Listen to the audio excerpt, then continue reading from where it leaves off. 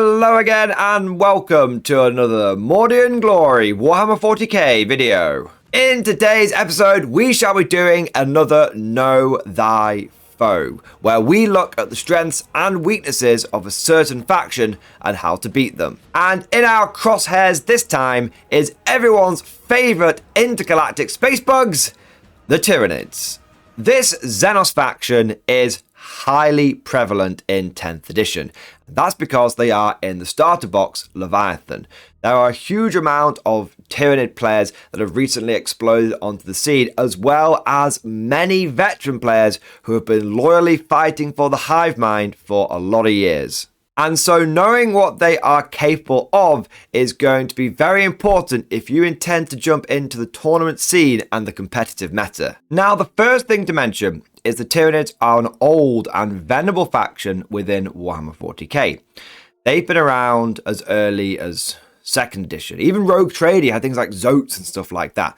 But in some capacity or another, Tyranids have always been part of Warhammer 40k.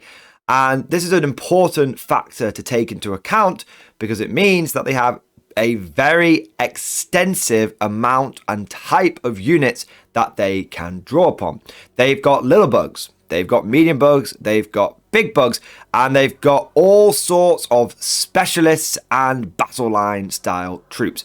They can form an army in almost any direction. You can have an entire swarm, the whole carpet of the table is just filled with bugs, or you could have several big stompy boys walking around. You can have a shooty Tyranid army, you can have a close combat Tyranid army.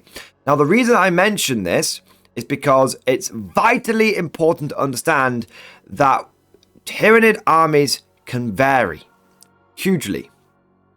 And if you're thinking about how we're going to defeat the Tyranids, what's strong about them, what's weak about them, one of the strongest things that they bring to the table is, whilst there will be some aspects and there will be top lists and there will be a competitive meta and all that kind of things, you can never know exactly what a Tyranid player is going to turn up with. Whereas in comparison to factions like World Eaters and Votann, who have got relatively limited model ranges and as a result relatively limited tactics, you know that World Eaters are going to come at you, you know that Votann are going to shoot you, and even with factions which have a wider or longer history such as Tau, you still know that Tau are going to shoot you because that's what their faction just does. But Tyranids are much more like factions such as Space Marines or such as Imperial Guard, whereas they can kind of be built to do anything. And so the number one strength that Tyranid players have is that when you're building your own list for like tournaments and you know that Tyranid's going to be there, it can be difficult to know, oh, well, I'll put this list in case I encounter the Nids because this is what they always do. Or I'll put this screening in there because I know that if I encounter them, they're going to try and bum rush me, because that may not be the case. So one of the number one strengths of fighting Tyranids is you need to prepare for the unexpected. You need to be ready for unforeseen consequences. Hashtag Half-Life 3 confirmed. However, with all of that said, the Tyranids do still have some trends that they follow, especially when it comes to competitive play. There are certain tactics which are favoured, there are certain attachments which are prevalent, and they do have a number of key weaknesses which you can exploit. So you don't have to watch video like, oh, well, I just can't do anything about them. No, there's still steps you can take, but most of those steps do not involve like what you do with your list building, but they more involve how you're going to play and counterplay them on the tabletop. But let's start off by looking at what kind of detachments you are going to face off against or likely to encounter at a tournament. What are the ones that are doing the rounds and the competitive meta? In my experience, and bear in mind this is my personal tournament experience, so yours may differ, but I have found that there are 3 detachments that Tyranid players tend to favour when they're going into an event. The first one is the Invasion Fleet. I think of this very much as the standard Tyranid detachment. And the reason it's quite popular is because it's very flexible. The big thing about the Invasion Fleet is it has an ability called Hyper Adaptations. And at the beginning of the game, your opponent gets to pick which adaptation they're going to apply to their entire army. And this affects all of their units. And they can pick from sustained hits, and lethal hits, and they've also got one that's good for, I believe it gives them precision, they can target characters. You don't see the third one so much, although it can be very effective against certain armies, but you do find people pick either sustained hits or, more often than not, lethal hits. And the reason this is quite good is because it means that if the Tyranid players bring a well-balanced army, and they've got a mix of anti-tank and anti-infantry, and they've got some horde, and they've got some big bugs, they won't be outclassed by someone who's gone down a skew route. Because if they come across someone who's gone pure infantry guard, then they'll go sustained hits. And suddenly the amount of anti-infantry they can put out is more than enough to start clearing through those blocks of infantry. Or if they come across a Space Marine player who's running an Iron Storm detachment, I believe it is, the one with all the tanks in it, then they'll go, right, well, I need to be able to improve my anti-tank. I want my little bugs to actually do something, so here we go. I'll go for the lethal hits instead. And then they have mechanics within that detachment with like stratagems and stuff, which means that they can actually sometimes have units that are affected by both. You might see someone who goes for sustained hits anyway if they're running some like a lot of termagants, because termagants and tervigons pair well where they get lethal hits off the tervigon and then they can get sustained hits off the invasion fleet. So the point is that this detachment, the invasion fleet, is very flexible and allows Tyranid player to twist and tweak their list to make sure that they always have play no matter what army skew they encounter. In my experience, invasion fleet armies tend to be somewhat more balanced. There will be that nice mixture of big, little, and medium bugs. The next attachment is the complete opposite of that, and that is the Endless Swarm detachment. This one hugely favors going down the little bug route. All of its abilities, all of the stratagems, pretty much everything in there only affects endless multitude units. And that's things like your termagants and your hormagaunts, your little swarmy bugs that are going to be running around. Also affects gargoyles, which is very, very important. Now, the big thing about the Unending Swarm is their detachment rule, the insurmountable odds. And if you're not ready for this, this can be utterly devastating. It can completely screw your plans up. And it is my favorite detachment because of how just spicy it is. So each time an enemy unit is selected to shoot, after that unit has finished making its attacks, if one or more models from one or more endless multitude units from your army were destroyed as a result of those attacks, each such unit can make a surge move. Do so, roll 1d6. That unit can be moved a distance in inches up to the result, but that unit must end that move as close as possible to the closest enemy unit, excluding aircraft. When doing so, those models can be moved within engagement range of enemy units. The unit cannot make a surge move while it's battle shot. This is just wildly powerful if utilized correctly. For example, you can move into engagement range. Imagine you're facing down a shooty army and you push everything as far forward as you can, right in the face. You've got hormagaunts which are moving and advancing, and straight away from turn one, you're right at the enemy's grill. Now, that's going to mean the enemy has to fall back, move back from you, at which point they're ceding territory and, well, you're getting massive amounts of board control. Or their instinct is going to be, well, I'll move towards the Tyranids, get into point blank range, and that way I'm not losing too much ground. I'm taking what ground I can get and I can clear them out. If they do that latter option, they're in so much trouble. Because imagine you've got like a Tau army and they're like, right, well, I'm going to jump forward and I'm going to put my my fire warriors into you here. I'm going to set you up, and then I'm going to shoot the rest of my army into that unit as well. I'm just going to clear that one mob away.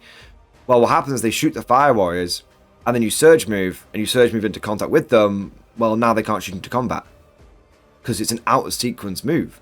So the fire warriors finish their shooting, then you move. And if you get to engagement range, that's it. They can't target you. Oh, it's so powerful. And what's even more wild about this, and I almost feel like I have to be wrong about this, and I'd love for people to know down the comment section and to just confirm this, but there's no restriction on how many times a unit can surge. So if you, taking that example again, let's say you've got 2 units of Fire Warriors. Well, what happens is the first unit shoots, kills a couple of Tyranids, and they make a D6 Surge move. And then the second unit of Fire Warriors shoots, kills a couple more Tyranids, and you make a second Surge move. It says each enemy unit, each time a unit is finished shooting, you do this. So you could potentially get shot by, if you've got someone who's got lots of multiple small units that individually don't do a lot of damage, but they build up to doing a lot, they could do this and you just start surging across the board. Imagine if someone goes, oh, well, before I forget, I'll shoot my Rhino in there. A couple of Storm Bolter shots. They do it, they kill a Tyranid, boom, you move D6 inches forward. That's an average of 4 inches forward. They go, oh, crap. Well, now that might stop anything else from shooting because you get engagement range. Or they might be forced to use a big unit they didn't want to use to now try and deal with that because it's got way closer than they want. They know that it could surge again. And if they don't wipe it out, boom, it starts to get into combat with them. It's just allows you to swarm across the board so quickly. And it makes those fast-moving little bugs horrifying to play against. Now, so far, I've mentioned things like Hormagaunts and Termagants, things that can move across the board quickly. But the real deal when it comes to Endless Swarm is going to be Gargoyles. Because Gargoyles have a 12-inch move, and they can advance because their flesh borers are assault. So that's an average of 3 to 4 inches. So they're going 15 to 16 inches. And they have an ability called Winged Swarm, which means in your shooting phase, after they've shot, they can make a normal move up to 6 inches. But they can't charge if they do that. That's okay. They're going to go 12 inches plus 4 inches plus 6 inches. That's 22 inches across the board.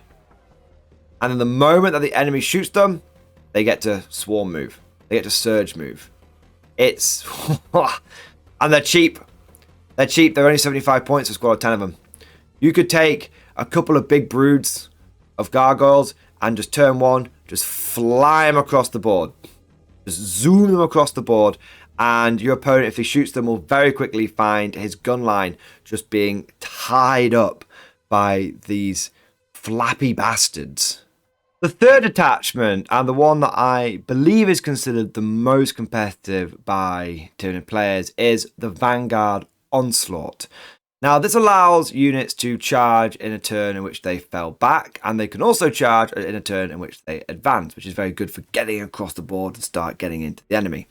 The big thing about Vanguard Onslaught, I believe, is less the detachment rule, questing tendrils, but more some of the stratagems that this detachment has. There are a couple that are very popular.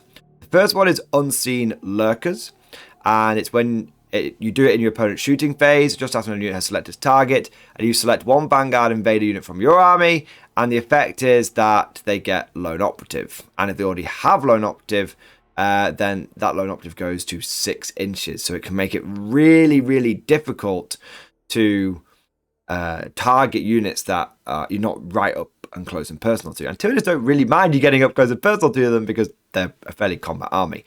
But the big thing about this is it allows you to protect units on objectives.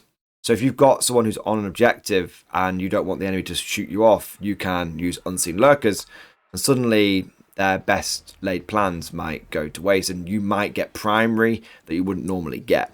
You also have Invisible Hunter, and you use it at the end of your opponent's fight phase.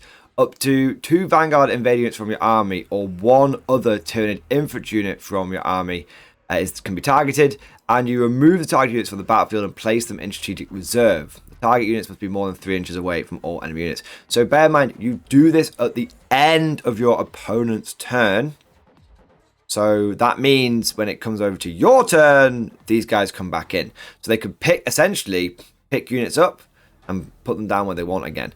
Very, very powerful. Will allow the Tyranid player to get units coming in at angles that you might not expect. But more importantly, if you leave gaps open, if you thought you're doing a good job at screening, and it gets sort of turn 3, like, no more strategic reserves, I'm fine, and you start pushing forward, well, the Tyranid player is very quickly going to be picking units up, put them down, and scoring secondaries. So these 2 objectives, Unseen Lurkers and Invisible Hunters, are fantastic for scoring points. On top of this, there are 2 more stratagems that are really worth your time getting to learn and know about, because the Tyranids will be able to use these for more sneaky tricks. The first one is Seeded Broods. You do it in your movement phase. You target 1 Tyranid unit from your army that's in reserve, or up to 2 Vanguard Invader. Now bear in mind it says 1 Tyranid unit, doesn't have to be an infantry unit this time, or those 2 Vanguard Invader units from your army. And until the end of the phase, for the purpose of setting up those units on the battlefield, treat the current battle round number as 1 higher than it actually is. What does that mean? Well, normally you can't come in your opponent's deployment zone from strategic reserve until turn 3. But with Seeded Broods, it means straight away, turn 2, your opponent's deployment zone is fair game. Again, fantastic in so many ways. Firstly, it will force the opponent to screen out, spread out, or just give up board control. And on top, also spreading out might weaken their force concentration. And also, again, straight away, it's good for scoring points. If you draw the dreaded card of like deploy teleporter homers, and you get it on, well, it's a good card, deploy teleporter homers, don't get me wrong, but if you draw it turn 2, and you're like, damn, I might get 3 points for this, for doing it in the middle, but I really want that sweet 5. I don't want to hold on to this till turn 3. You don't need to worry about it. Draw the card, you spend your CP, you bring a unit in the enemy deployment zone, you have a great time. There's also Hypersensory Cecilia, which is 2 CP, so it is more expensive than the other ones, but you can do it in your opponent's movement phase. Not your movement phase, it's your opponent's movement phase, just after an enemy unit ends a normal advance or fall back move, and you can select up to 2 Vanguard Invader units from your army that are within 9 inches of that unit that just finished moving, and you can make a normal move up to 6 inches. So you can use that aggressively to move forward, get closer, or how you're more likely to use it is to use it defensively. So your opponent marches up to you like, yes, I'm going to get into your face and I'm going to shoot it. And you go, no, you're not. 2 CP. I'm going to take those 2 units that you intend to shoot and I'm going to put them behind lots of line of sight blocking terrain and L-shaped ruins, because that's the kind of terrain that you find at tournaments. But wait, there's even more, because we've got all of these things which are great for scoring points and for being used defensively, loads and loads of stuff. But there's one more stratagem that you find is quite powerful, and that is Surprise Assault. 1 Vanguard Invader unit from your army that's not been selected to shoot or fight this phase, and you select 1 enemy unit. That enemy unit must take a battle shock test. Now, even if they pass the battle shock test, you get +1 to hit against them. If they fail the battle shock test, you get +1 to hit and to wound against them. Now, this is pretty nice, because obviously it's going to boost your damage output, and as you'll see, there's lots of ways to force battle shock and whatnot, and ways to mess with people's leadership. But the limiting factor is it doesn't affect the whole army. It affects 1 of your units and 1 of their units. As you can see, the Vanguard Onslaught detachment is very good because of how many fantastic stratagems it has at its disposal. This is one of the things I was talking about when I was saying prepare for the unexpected, because a lot of these things are going to catch you out. And even if your opponent isn't intending to sort of gotcha with them, it's kind of how this detachment plays. They're going to be coming at you from all different directions. You're going to think that you're going to attack them, and then you're not. You think that you're going to screen them out, and then you're not. They are going to be constantly keeping you off balance. I would say the only disadvantage really of this attachment is the fact that there's so many good stratagems. You're going to have to pick which ones you want to use, and sometimes you want to use all of them and you might not be able to. Now, when we talked about the invasion fleet, we said how the lists tend to be quite balanced, and when we talked about the unending swarm, we said the lists were, well, quite swarmy. When it comes to Vanguard Onslaught, they tend to be very sneaky beaky. Whenever I face them, they seem to have an abundance of things like lictors and neurolictors and death leaper. And then you've also got the Von Ryan's Leapers as well. It's all of the sneaky buggers. And the reason that I think that these units are very prevalent to these lists is many of them have a lot of lone operative built into them. So they can get that even better, like 6-inch lone op from the stratagems. And also it means that if you get close to them, then they can move away, and your long range, like indirect fire stuff that normally you'd use to target hiding units can't hit them.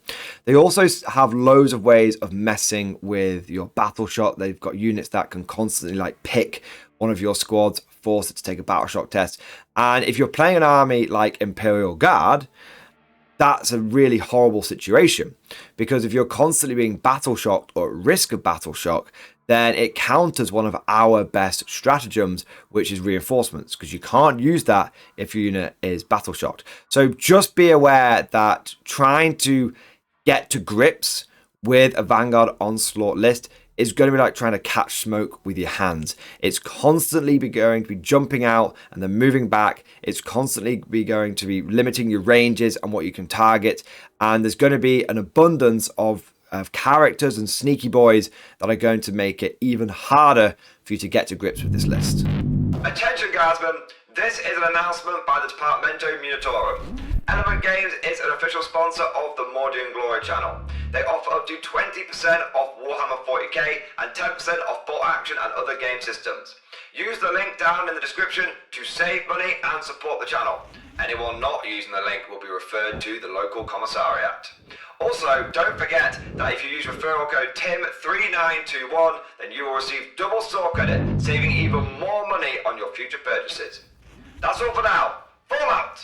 Is this going to be a stand-up fight, sir, or another bug hunt? So we've talked a lot about the different Tyranid armies and some of their strengths, but now let's look at the weaknesses. Whilst Tyranids are very good at adapting or being sneaky, and they can be very fast as well, their number one problem I find is their lack of damage output. And that's not to say they can't kill stuff, and especially if you're a bog standard guardsman, you're still going to get killed quite easily. But the big area that I have found Tyranids struggling overall is generally damage output. They don't seem to be as killy as they once were. The days of Maliceptors roved around and doing 25 mortal wounds a phase is not a thing anymore. And rather specifically, they struggle with anti-tank. And being bad at anti-tank in 10th edition is a huge, huge Achilles heel. Even with things like lethal hits from the invasion swarm, you're still going to find that most Tyranid anti-tank options are close combat based, big claws and things for crushing tanks, and so that makes them eminently screenable. You can take a big unit of guardsmen and screen out your tanks, and the big bug that wants to be turning your tank into a crushed tin can can't get to you, and then your tank turns around and blows that bug off the table. So their anti-tank tends to be close combat based, and it's just quite easy, it's quite straightforward to counter it. And their long range anti-tank is okay. You've got things like Zonothropes, but Zonothropes aren't overly durable. They've only got a 4-up invulnerable save. Again, gone are the days when Zonothropes had a 3-up invulnerable save. Now it's a 4-up. Sure, they have 4 wounds now rather than 3, which means that it's going to take 2 damage 3 shots from things like your Exterminator autocannons and your battle cannons to kill them, but you are going to kill them because they're not that tough and it's only a 4-up invuln. And then you've got things like the Tyrannofex, who I actually, when I run my Tyranids, I've always been very impressed what the Tyrannofex can do, but it's very swingy, the damage. Tyrannofex has what people call the casino cannon, and the damage is 2d6. Now, sometimes that'll average out to 7. Sometimes that'll spike to 10, 11, or 12. And sometimes it'll do 2. And when your premier anti-tank weapon is that swingy, it ain't good. And what's even worse, especially if you're fighting someone like Guard, or Tyranids are fighting someone like Guard, I should say, you'll want to put that big gun into one of their big tanks. And the biggest tank you're likely to encounter for the Guard is a Rogal Dawn. The Rogal Dawn has an inbuilt blank. So even if you do get the hits through and the wounds through, which you likely will do, first time you're not even going to get a chance to use your swingy cannon because the Guard player is just going to go, no, I'll blank that. No, thank you, just going to blank that one. Ablative plating, good sir, kind sir. So yeah, Tyranids really, really have a problem with anti-tank where their range stuff is either powerful but fragile, or it's swingy and tough. They don't have something that can just do range damage consistently. They haven't got something that's like a tough platform, like a Leman Russ or a Dawn or some main battle tank that can just reliably just spaff out damage 3, high strength, decent AP shots. What I'm trying to say here is Tyranids tend to lose firefights with those armies that like to shoot things. And 10th edition is a vehicle meta. But not being good at killing vehicles is really bad. And then also, it tends to be quite a shooty meta as well, even with lots of line of sight blocking terrain. It tends to be quite a shooty meta. And so the thing that I find when I'm playing Tyranids is they sneak around, they run around, and they're scoring all the points that they want to score, but they're not really doing any damage to you. Some of the games where I've taken the least casualties as guard, when I've walked, maybe I've lost 1 or 2 blobs of infantry, but they've just come back with reinforcements. So I've genuinely had games with Garvis Tyranids where I've not taken a single permanent casualty, and I've just managed to shoot the Nids to death.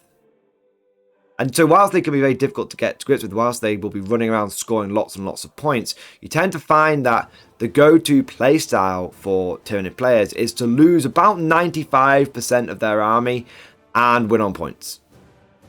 It's that kind of game.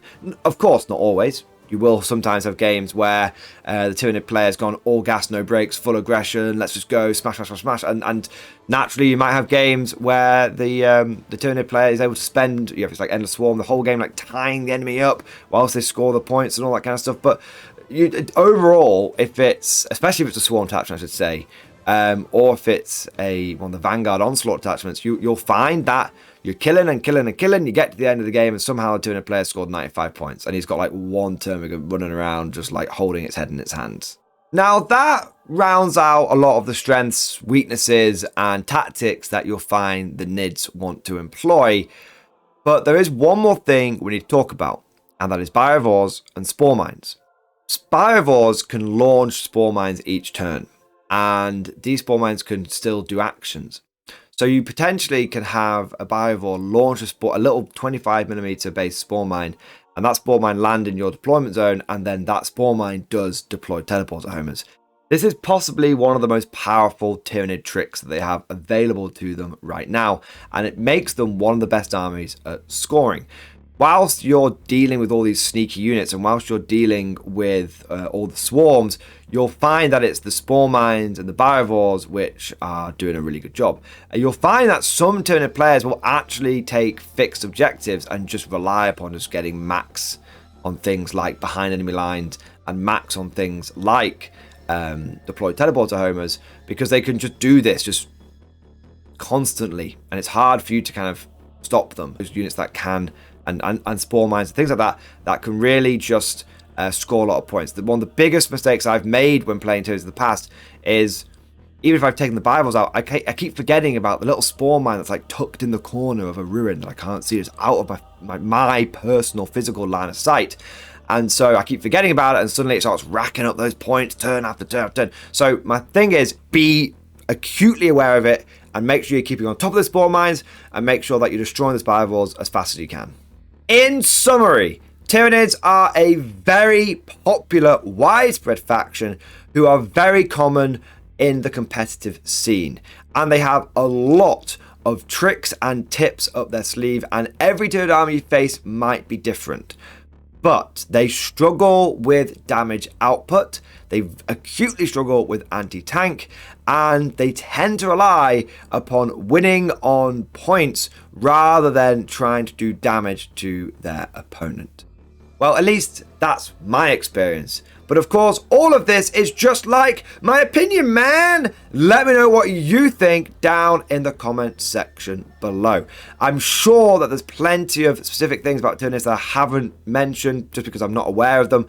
Please, if you are more experienced in fighting this Xenos threat, share that information down in the comment section. Let us know what tactics and what strategies you have come up with to defeat them, and what sneaky things or or tricks that they have that you think people should be aware of. Of course, if you've enjoyed this video, don't forget to smash that like button and also subscribe to never miss an episode. And lastly, let me know what other Know Thy Foes you want me to cover. What other factions do you want me to break down?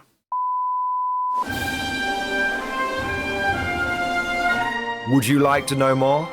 If so, then please consider becoming a channel member or patron. By supporting the channel, not only will you be doing your part, but you'll also be helping me create more content for your viewing pleasure and unlocking a whole host of perks. You get everything from a badge next to your name, custom emojis, but the big one is access to the Mordian Glory Discord server, an online community with almost 2,500 active members. It's always popping off in the MG Discord. We've got channels for army lists, hobbying, tactics, stories, and even a pretty spicy meme section as well.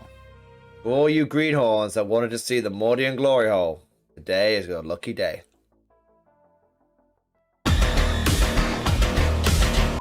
And joking aside, I do want to say a massive thank you to all of the current channel members and patrons. You guys are amazing, truly the lifeblood of the channel. I could not do Mordian Glory full time without the incredible and generous support of my members, so thank you guys so much. And last but certainly not least, I want to say a personal thank you to all of my top tier Patreons. These are the War Masters, and they have truly gone above and beyond the call of duty. So a big shout out to Bon Bon Vert, Mad Larkin, Marcus Roberts, Mark Panconi, RJ Scorpion, Swordfish Trombone, John Stubbs, Nick Walsh, Diesel Fox, and August Varney. Thank you guys so much. Your incredible generosity is a massive part of how I'm able to do Mordian Glory full time, and it is a big driving force behind the channel. But I hope you all enjoyed today's video. Thank you for watching, and of course, as always, I'll see you guys next time.